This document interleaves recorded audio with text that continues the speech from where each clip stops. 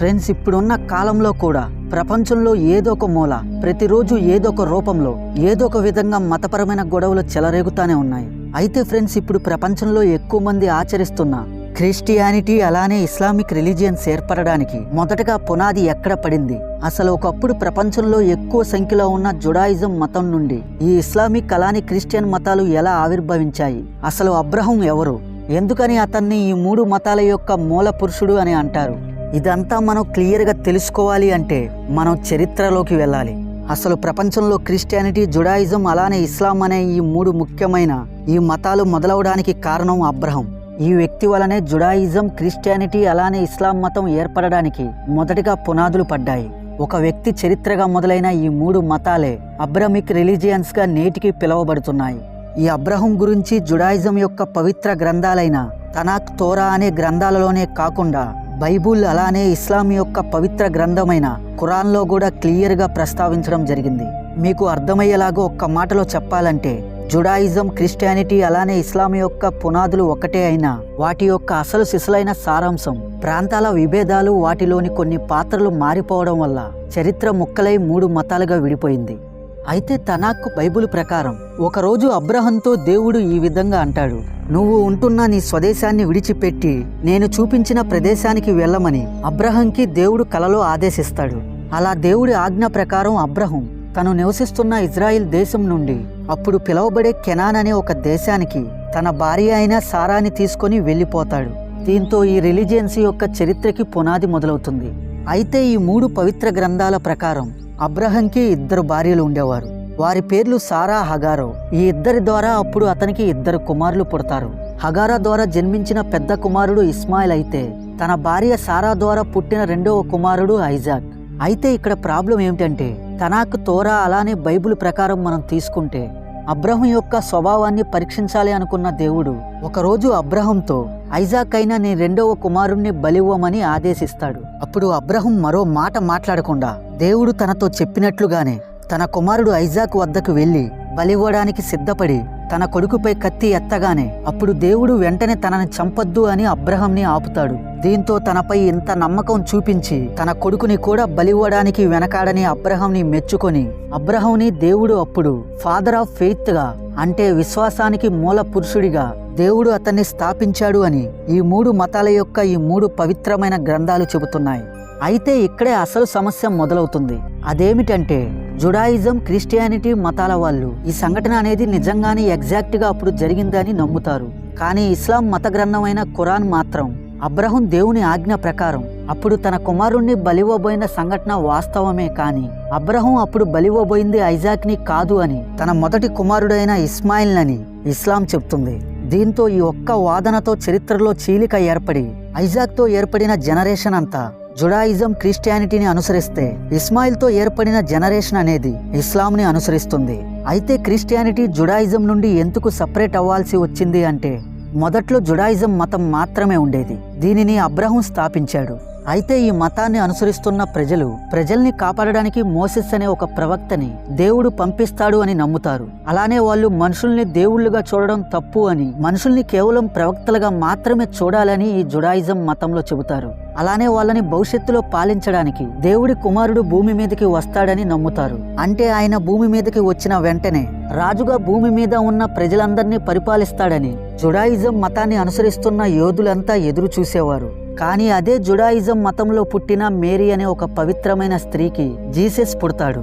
అలా ఆమెకి అప్పుడు జీసస్ జన్మించిన తర్వాత జీసస్ ప్రజలకి ఎన్నో బోధనలు చేసి ఎంతో మంది ప్రజల్ని అప్పుడు ఆయన ఇన్స్పైర్ చేయడంతో దీంతో అప్పుడు జుడాయిజం మతంలో ఉన్న ఎంతో మంది ప్రజలు జీసస్ ని దేవుడి కుమారుడు అని నమ్మడం మొదలు పెడతారు. కానీ అదే జుడాయిజంలో ఉన్న ఇంకొంతమంది యోధులు జీసస్ క్రైస్తు అప్పుడు ప్రజల్ని ఇన్స్పైర్ చేసే విధానం, అలానే ఆయన చనిపోయి మళ్ళీ తిరిగి లేవడం వంటి సంఘటనలను చూసి జుడాయిజంలో ఉన్న కొంతమంది యోధులు జీర్ణించుకోలేకపోయారు. దీంతో జుడాయిజం మతంలో ఉన్న కొంతమంది యోధులు జీసస్ క్రైస్తుని వాళ్ళందరూ ఎదురు చూస్తున్న దేవుడి కుమారుడిగా ఒప్పుకోలేదు.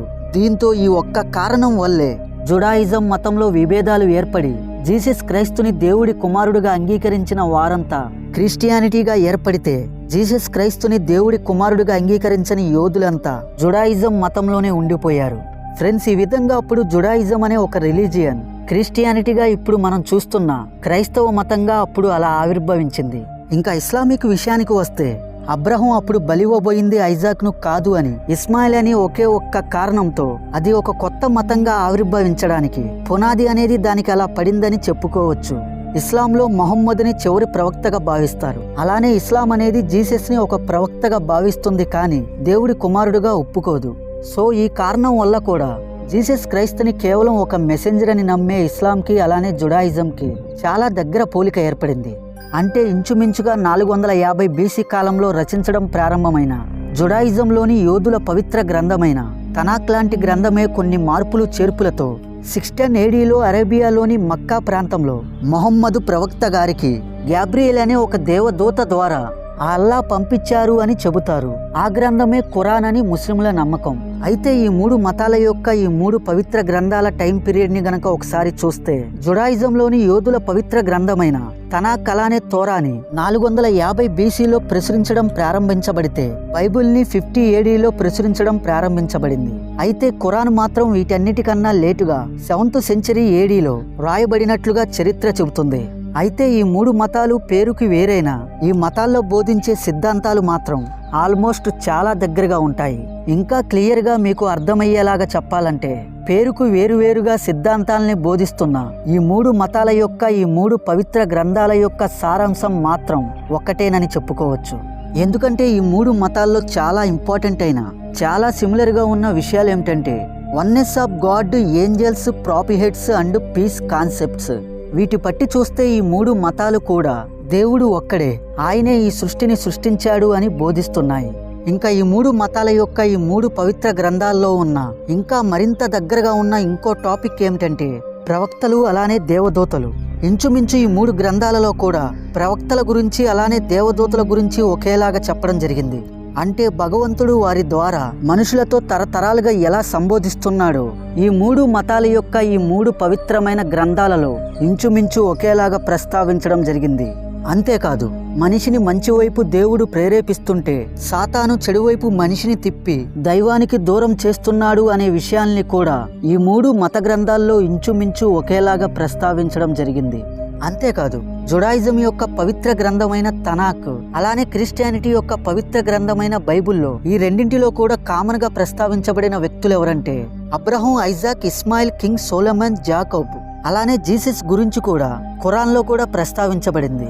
అంతేకాదు దేవునితో మనిషి సంభాషించే పద్ధతిని జుడాయిజం రిలీజియన్లోని యోధులు ప్రార్థన అని పిలుస్తే యోధులు రోజుకి 3 సార్లు ప్రార్థన చేయగా ముస్లింలు మక్కా వైపు తిరిగి రోజుకి 5 సార్లు నమాజు చేయడం, judgement day, hell and heaven ఇలాంటి చాలా కీలకమైన అంశాలు ఈ 3 మతాల యొక్క ఈ 3 పవిత్ర గ్రంథాలలో కూడా ఇంచుమించు ఒకేలాగా ప్రస్తావించబడ్డాయి.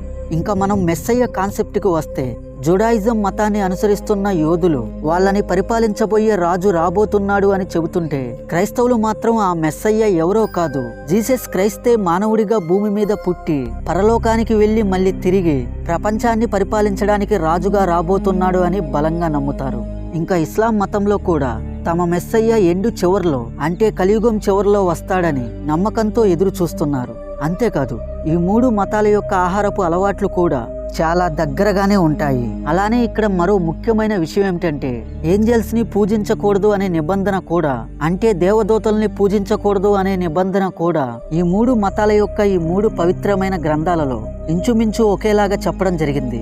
అందుకనే ఈ 3 మతాలకి అతి పవిత్రమైన ప్రాంతంగా జెరూసలేం ఉంటుంది. ఎందుకంటే క్రిస్టియానిటీ పరంగా జీసస్ క్రైస్తు పుట్టిన ప్రాంతంగా ఈ జెరూసలేంని చూస్తారు. అలానే ఇక్కడే అబ్రహం దేవుని ఆజ్ఞ ప్రకారం తన కుమారుడైన ఐజాక్ ని బలివ్వడానికి సిద్ధపడిన ప్రదేశంగా జుడాయిజం మతాన్ని అనుసరిస్తున్న యోధులందరూ ఈ ప్రాంతాన్ని చాలా పవిత్రంగా భావిస్తారు. అలానే అప్పుడు వీళ్ళ రాజైన కింగ్ సోలమాన్ 950 BCలో కట్టించిన ఒక ఆలయం ఈ ప్రాంతంలోనే ఉంది. అయితే ఆ తర్వాత ఆలయం కొంతమంది వాళ్ళ శత్రు రాజుల చేత 2 సార్లు కూల్చడానికి ప్రయత్నించబడింది. సరిగ్గా అప్పుడే క్రీస్తు శకం 8వ శతాబ్దంలో ముస్లింలు మక్కా అండ్ మదీనాల తర్వాత వాళ్ళు 3వ అతి పవిత్రమైన ప్రదేశంగా భావించే ఆల్ అక్సాని ఆ ప్రాంతంలోనే నిర్మించారు. ఎందుకంటే ఇక్కడి నుండే వాళ్ళ మొహమ్మదు ప్రవక్త స్వర్గానికి ప్రయాణించాడు అని వాళ్ళు నమ్ముతారు. అందుకనే ఆ ప్రాంతానికి ఈ 3 మతాల మధ్య సంబంధం ఉంది. అందుకనే నేటికి అక్కడ ఈ 3 మతాల మధ్య ప్రతిరోజు ఏదో ఒక మతపరమైన గొడవలు చెలరేగుతానే ఉంటాయి. ఈ విధంగా అబ్రహం అనే ఒక వ్యక్తి వల్ల ఒక మతం చీలిపోయి 3 మతాలుగా ఏర్పడడానికి పునాదులు పడ్డాయని చరిత్ర చెబుతుంది. అందుకనే నేటికి ఈ 3 మతాలని అబ్రహమిక్ రిలీజియన్స్ అని కూడా పిలుస్తారు. అయితే నేను మొదట్లో చెప్పినట్లుగానే ఈ 3 మతాల యొక్క పునాది ఒక్కటే. కాకపోతే కాలం గడిచే కొద్దీ కొంతమంది వ్యక్తుల ప్రమేయం చేత వారి భిన్నమైన స్వభావంతో అసలు చరిత్ర కాస్త అనేక విధాలుగా మార్పు చెంది ఇలా వేరు మతాలుగా విభజించబడింది. నిజానికి ఈ 3 మతాల యొక్క ఈ 3 పవిత్ర గ్రంథాలలో చెప్పింది ఒక్కటే. మనిషి చెడును ద్వేషించి మంచిని ప్రేమించి శాంతిని నెలకొల్పి నిజమైన దైవాన్ని కనుగొని తన జీవిత పరమార్థాన్ని తెలుసుకోవాలన్నదే వీటి సారాంశం. ఒకప్పుడు అమెరికా నుండి పాకిస్తాన్, ఆస్ట్రేలియా వరకు పాటిస్తున్న మతాలన్నీ పూర్వం ఒకే మతంగా ఉండేవి. కానీ కాలక్రమంలో కొంతమంది ప్రాచీన సంప్రదాయాలకి కట్టుబడి జుడాయిజంలో యోధులుగా ఉండిపోతే ఇంకొంతమంది జీసస్కి ప్రభావితం అయ్యి కొత్త సంప్రదాయాల్ని ఏర్పాటు చేసుకుంటే మరికొంతమంది మనుషుల్ని దేవుళ్ళుగా చూడడం తప్పు అని, దేవుడికి రూపం లేదు అని, దేవుణ్ణి మనుషులకి నచ్చినట్లుగా మార్చుకోవడం తప్పు అని భావించి కఠినమైన నియమాలతో కొత్త మతాన్ని ఏర్పాటు చేసుకున్నారు. అలా చరిత్రలో ఒక వ్యక్తి ఈ 3 మతాలకి ప్రాణం పోశాడు అని చెప్పుకోవచ్చు. ఫ్రెండ్స్, నా ఎక్స్ప్లెనేషన్ మీకు నచ్చితే ఒక లైక్ చేసి మన ఛానల్ని సబ్స్క్రైబ్ చేయండి. అలానే ఈ వీడియోని మీ ఫ్రెండ్స్ అండ్ ఫ్యామిలీ మెంబర్స్కి తప్పకుండా షేర్ చేయండి. Thank you.